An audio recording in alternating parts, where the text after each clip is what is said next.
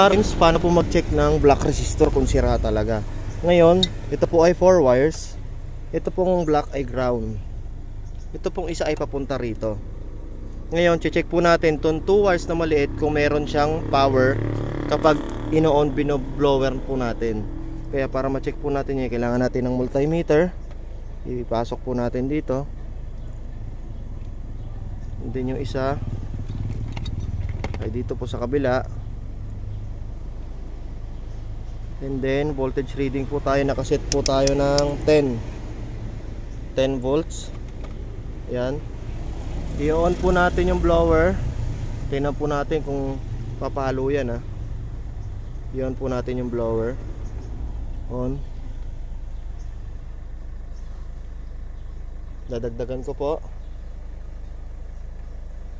Yun. Pansin nyo po, nadadagdagan siya. Ibig sabihin po buo yung wiring, then buo po yung switch controller natin. Kapag binawasan ko po siya, babalik siya sa 3 volts.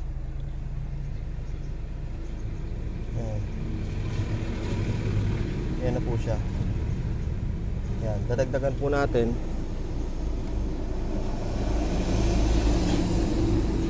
Yun, tumaas po ulit siya.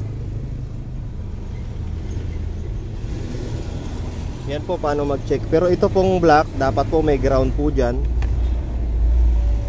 Ito dapat may ground dyan.